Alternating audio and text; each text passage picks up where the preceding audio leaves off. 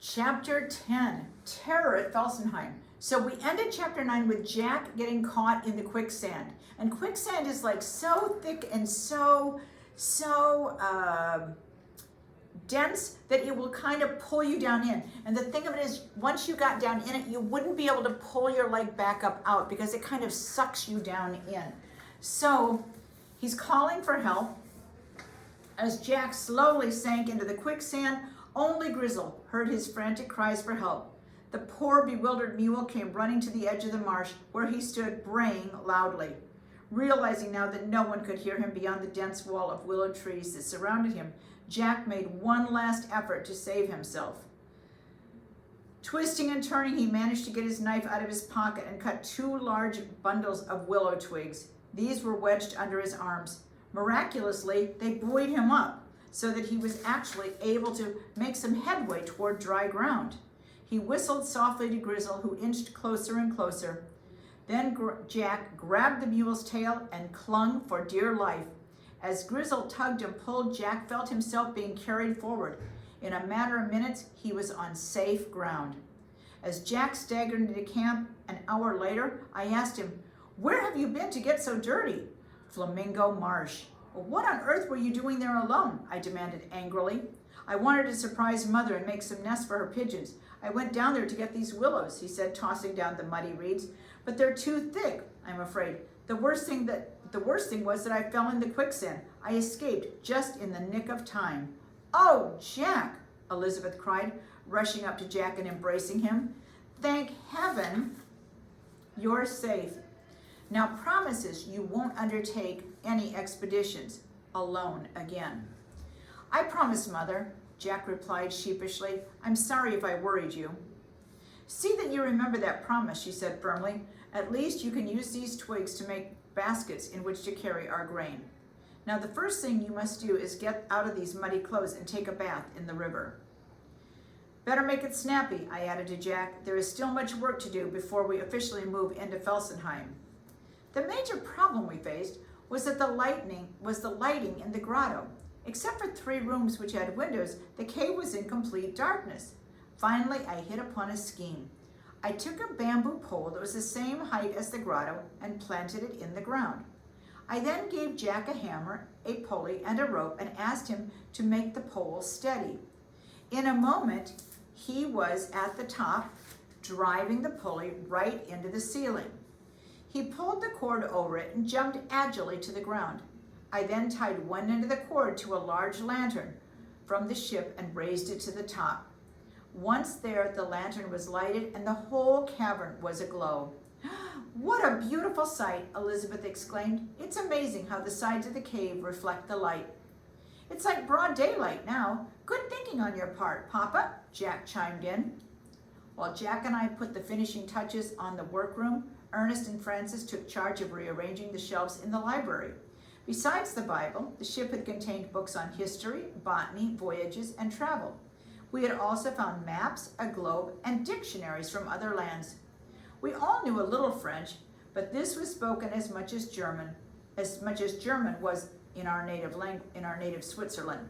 In addition, I encouraged my sons to master the English language. My inspection of the maps and charts had led me to believe we were somewhere near Malaysia, so I struggled to learn the Malay tongue. As our work at Felsenheim neared completion, we saw black clouds gathering on the horizon. Lightning flashed and thunder roared. Wind swept over the coast, billowing waves rose, and for 15 days we had the worst storm anyone could ever imagine. However, we were happy and secure inside our grotto. Well, what would have become of us in our treehouse at Falcon's Nest? And how could we have withstood the storm in our tents? At last the rain stopped and we ventured out again. Fritz, whose eagle eye had led him to make most of our discoveries, suddenly cried out, "Father, look, come look. There's a strange animal on the other side of the river, near Falcon's Nest. I think it's coming this way." "What do you think it is?" Elizabeth asked. Okay, so I've got a little bit of a teaser up here on the screen, okay? I've never seen anything like it before, Fritz said in awe. First it moves forward, rolls itself up into large rings, then it stops and unrolls itself again. It stops, it starts, and then it marches on once more. But I can't see either its feet or its legs. Here, Papa, look through this, Ernest said, handing me my spyglass, which would be like a telescope, or for us it would be like binoculars. Pointing in the direction of Falcon's Nest, I shouted, "Why, it's a huge serpent, dark greenish blue in color. It must be all of 14 feet long." Okay, so 14 feet long would probably be about maybe the length of the room that I'm in right now. So if I'm not 6 feet tall, so 14 feet would be, though, me 2.5 times. If I stood on my head and added another half, that would be about 14 feet tall. So, hurry, Francis, hurry, everyone, run back to the grotto as fast as you can. It's a boa constrictor. So, we've seen these. I think they even have some at Miller Park Zoo, some great big snakes. So there really are hugely gigantic snakes. They're very long, and they're actually quite large as far as their circumference. So, once inside Felsenheim, we bolted the door, barricaded the windows, and waited in silence for the arrival of our enemy. When it was about 30 paces away, which would be maybe about 15 feet, which is not far, it stopped as if it sensed our presence. Ernest pushed his gun through the door and fired. Jack, Francis, and Elizabeth followed his example. Although the monkey raised its head and fell back, although the monster raised its head and fell back, the shots did not even penetrate the scales. Fritz and I then fired in rapid succession, but it was useless. While we watched in stunned disbelief, the boa constrictor slithered away toward the marsh where our ducks and geese lived. "What are we going to do?" cried Fritz. "We're powerless to kill him." "I'm afraid we have no choice but to remain inside the grotto. No one is to open even the door. That's an order." For 3 long days and nights, we maintained our vigil at Felsenheim. Our position was a dangerous one. We knew that the boa constrictor was still inside the marsh because of the unrest among the fowl. Yet an attack upon it by my family might cost a life. On the other hand, none of the animals could stand a chance against it. To make matters worse, our animals' fodder was nearly gone. That means the food to feed them. Finally, I said to Fritz, you attach the animals together with a strong rope and lead them across the river to graze. I will post myself on a rock above the swamp and keep an eye on the serpent. Elizabeth, you must be in charge of the door." Unfortunately, Elizabeth didn't wait for my signal and opened the door before the animals were securely tied together. No sooner did Grizzle see a ray of light than she shot out the door like an arrow. "Come back, Grizzle," we called, but he never stopped. He headed straight for the marsh, and we watched in horror as the snake rose up and shot out its long, forked tongue. Ooh. All right. That's the end of chapter 10. Okay, so we ended chapter 10 with Grizzle, their horse, running out. They were so hungry from being trapped inside for 3 days, running out as soon as the door was open, and they saw this giant boa kind of like looking up and kind of heading, like showing some interest in this. Now, one thing I will say about snakes is they actually can move really, really fast if they want to. So chapter 11, I'm not going to show you what I have for chapter 11 yet. Chapter 11 is called The Mirage in the Desert, but we have to finish this first. So let's see how this ends. Hopefully, Grizzle's going to be okay. Grizzle soon saw the terrible danger that surrounded him in the marsh. He immediately began to run the other way, braying with all his might, but neither his cries nor his legs could save him from the deadly enemy. In a flash, the boa constrictor reached out and crushed him in its monstrous rings. So a snake like this, the mouth looks very large here, but some snakes bite, but constrictors are snakes that are going to grab you, wrap around you very tightly like it would, and literally squeeze you to death first. So they wouldn't like kill you by biting you. They're not like a venomous poisonous snake. They're really just a snake that is so strong and so muscular that as soon as they get a hold of you, he might grab a hold of the horse with his mouth to hold him still, but then he's going to quickly wrap him up like this and literally squeeze him to death. So this isn't good. Oh, how terrible is it, Elizabeth wailed, turning away from the window. What can we do to save poor Grizzle? Quick, Father, yelled Fritz, shoot the snake. I can't, I replied, for if I fail to kill him and merely wound him, he might attack us. It's a chance I simply cannot take. Just then, we heard Grizzle's bones cracking as the monster swallowed him in one big gulp. To our amazement, the boa completely lost its strength and slumped down in a stupor. At last, I said, he is in our power. Fire, Fritz. Fritz and I fired together, but we didn't kill the serpent. Instead, it raised its head and glared at us with fire in its eyes. We moved closer, aimed at its eyes, and fired again. A slight quiver ran through the boa's body, and it soon lay dead upon the sand before us, stretched out like the mast of a ship. Thank God that is over, Elizabeth said, heaving a sigh of relief. We have nothing more to fear from him now, I declared, putting my arm around my trembling wife, but he may have a mate hiding nearby, or a nest of babies, said Frances. So, then we will be in trouble, moaned Fritz. I think we should check out these possibilities, I said. We'll search through the marsh first and then spread out and cover the region around Falcon's Nest. Tripping through the marsh, we easily recognized traces of the boa, for the rushes were bent down and broken where it had passed through, and there were deep spiral impressions on the ground where it had rested in its enormous rings. But we found no signs of a companion or a nest of eggs or little ones. At the border of the swamp, Ernest suddenly cried out, Come quickly, I've just killed a boa.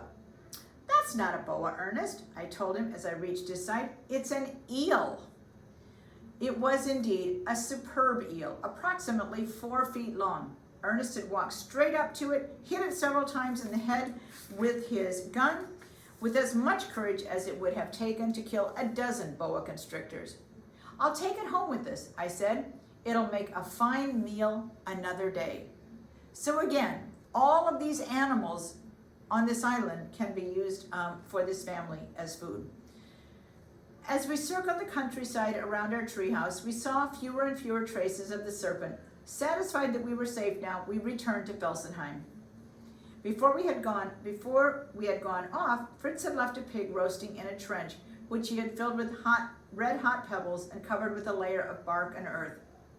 Now as he pulled back the covering, the most delicious odor drifted up through the air. "Ah, something smells good," exclaimed Frances. "This is simply marvelous," raved Elizabeth as she took her first bite of the stuffing of potatoes and roots that Fritz had made. "Yes, my boy," I've added, "you are quite a cook. Congratulations on a job well done." "What are we going to do now, Papa?" asked Jack. "After all, we're all settled in the grotto and the boa's reign of terror is over. It occurred to me that we should make another trip into the interior of the island. Do you realize that we've lived here 3 years without experiencing anything?" Hold on. 3 years, the boys cried in amazement. "That is hard to believe," quipped Elizabeth. "When do you want to leave for the trip? Would tomorrow morning suit everyone?"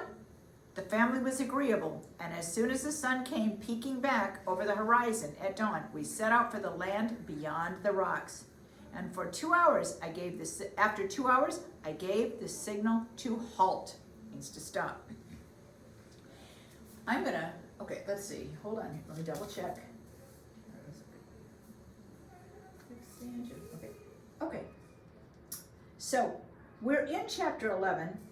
And chapter 11 was called The Mirage in the Desert. So you know what a desert looks like. I'm now going to actually, since this was still kind of part of chapter 10, I'm going to move into chapter 11. And you know that a desert is going to look kind of like what we saw when we watched Long Walk to Water, okay, when they had to cross the Okobo Desert. So here's a desert, and we know it's just dry and hot. And this chapter is the mirage in the desert. Now, I don't know if you know what a mirage is. We're going to kind of figure this out as we continue to read. So, we were high on a hill overlooking the wide sandy plain and surrounded on all sides by a pine forest.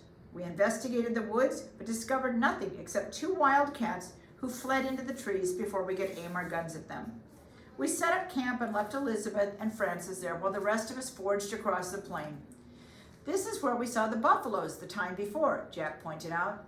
My, it's hot, complained Ernest. May I have a drink of water, Father? But the water in the gourds had become so warm we were unable to drink it. The sun beat down on our heads and the sand burned our feet. We were in a vast desert that stretched in all directions as far as the eye could see. After several hours, we arrived at a huge rock that afforded us some refuge from the sun. Exhausted, we leaned against the sides, sucking on bits of sugar cane that I had brought along for just such an emergency. What is that I see? Cried Fritz suddenly. Look, there, in the distance. There are 3 horsemen galloping toward us. They must be Arabs in the desert. Arabs, said Ernest. Bedouins, you mean? Bedouins are a part of the great family of Arabs, I explained. So Fritz is right. Take my spyglass, Ernest, and tell us what you see. Oh, I see wagons loaded with hay, he said, but they're so far away I can't tell much about them. Well, let me see, cried Jack, grabbing the glass. Oh, I see cavaliers carrying lances with a banner on each point. Well, now I'm going to take a look, I said. I want to see for myself. I put the glass to my eyes, then chuckled. Well, your Arabs, your cavaliers, your hay carts are not those things at all. You have merely seen a mirage. A mirage, Jack cried. What is a mirage? A mirage is an image caused by the reflection of light in such a way that something far away seems to be near and often looks like something else. What you really see are 3 ostriches traveling together. Quick, let's hide and take them by surprise.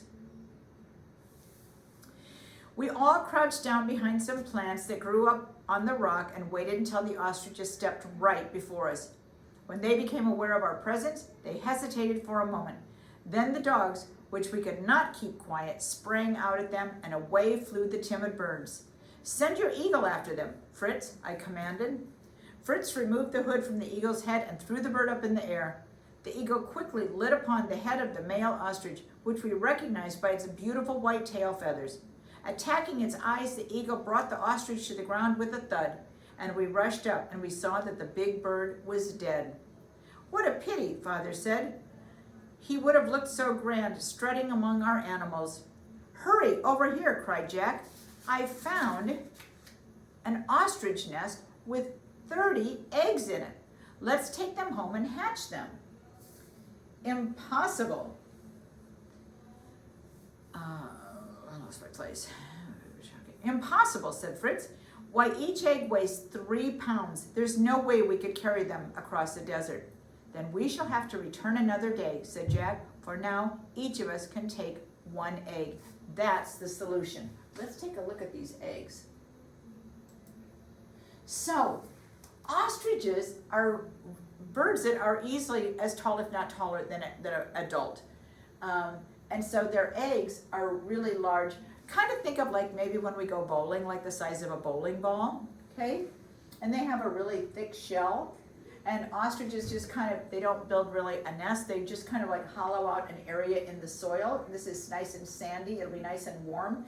And then just like a chicken would kind of roost on her eggs, this ostrich is going to lay down carefully over the eggs and kind of fluff out its feathers to keep them warm, and then she'll turn them. So anyhow, so they're very excited about finding these ostrich eggs. As we trooped home, we saw herds of buffalo, monkeys, and antelope in the distance. Finally, we came to an oasis with green grass and clear, cold water. We will call this lovely spot Green Valley, I said. As we rested and refreshed ourselves, we suddenly heard 2 horrible howls and a cry of distress from Ernest, who had wandered ahead. A moment later, he appeared, running toward us at full speed, his face deadly white. Bears, bears, he screamed, and they are following me. And the poor boy fell in my arms, more dead than alive. All right. Okay, so this island seems to have every different type of habitat. We've got rainforest, we've got coastal, we've got pasture type land, we've got swampy kind of, and then we've also got the desert. So I suppose that would explain why so many different animals can live within this island. So now we've got bears. And there are bears that are native to warmer climates like sun bears and things like that. So we'll have to see what happens. So what do you think they're going to do with these giant ostrich eggs though? I'm having a couple of ideas. One, of course, probably is what most of us would do with an egg. And I'd be curious as to what size pan it would take to kind of somehow chip through this eggshell and fry this huge gigantic ostrich egg. But I'm wondering too if there's something maybe that they could even do with the shells themselves. All right, so that's the end of chapter 11, and we are going to be ready for chapter 12. Chapter 12, capturing the world's biggest bird. Now remember, we did just end our chapter 11 with the hawk or the eagle killing a big male ostrich, and it led them to the discovery of the ostrich eggs, which they're starting to carry back with them.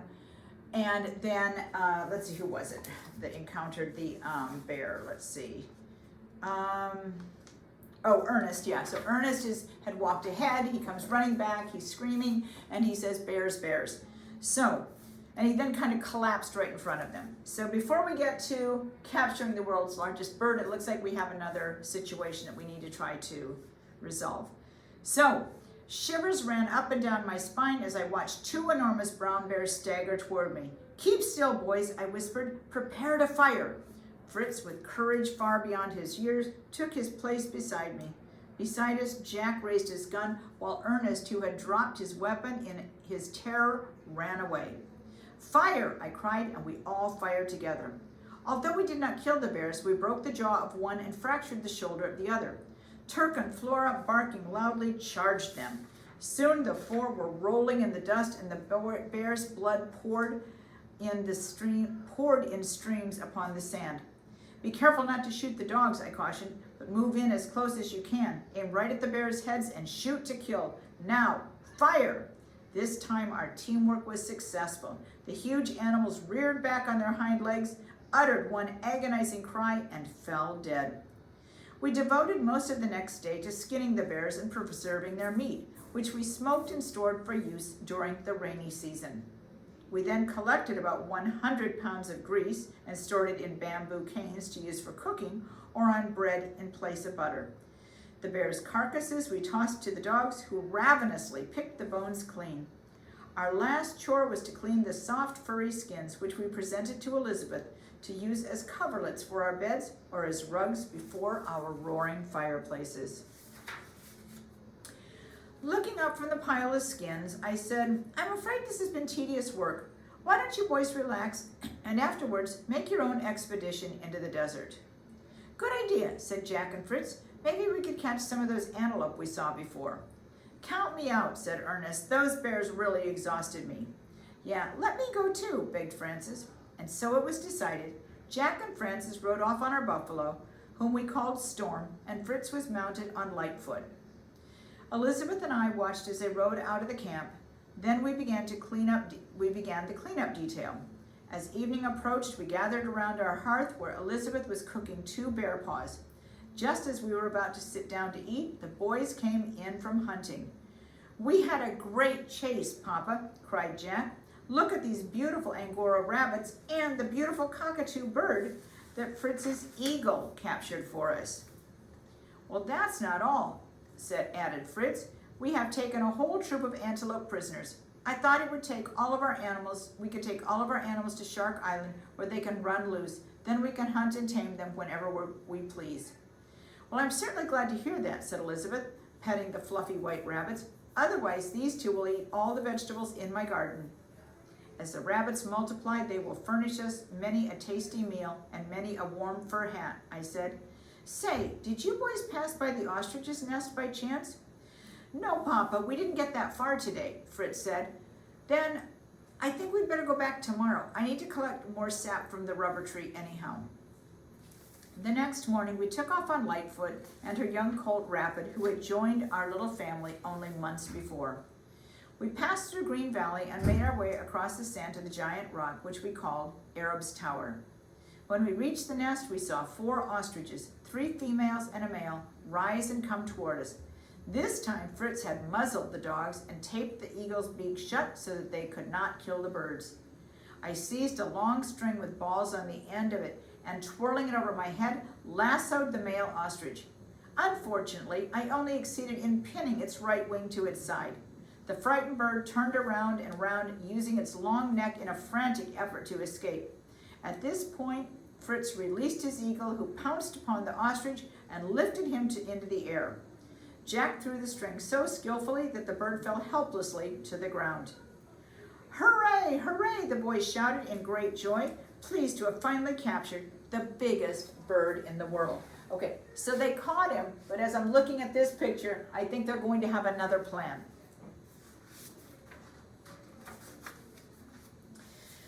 The ostrich's arrival at Felsenheim was a time of great excitement. At first he was quite violent, pecking everyone who touched him and refusing to eat. Then Elizabeth made some tidbits of corn and butter, which we poked down his throat. He loved them, and from that time on, he ate everything in sight. In the weeks to come, we tamed him and taught him to carry a rider. Soon he and the boys were galloping all over the island. We had brought back, along with a new supply of sap from the rubber tree, 6 ostrich eggs. They were placed in an artificial nest of cotton and put in the oven. In time, 3 of them actually hatched. But they were the drollest looking birds we had ever seen. They looked more like fluffy ducks walking on stilts than ostriches. However, we fed them well and took good care of them. We used their shells for elegant vases, which I put on large wooden pedestals. Elizabeth kept them filled with fragrant flowers. So they did find another use for the ostrich eggs. All right. All right. I'm not sure what other animals they can actually end up finding on this island. It's been over 3 years now. They definitely haven't found any other people so far, and they haven't had anybody sail by that they've been able to discover. So I guess it's probably pretty safe to say that they're probably alone on the island. All right, so chapter 13 is called the Kajak. Okay, Kajak. And you know what? I didn't even know what that word was until then. I read a little bit and I'm like, oh, okay, now I know what we would call it.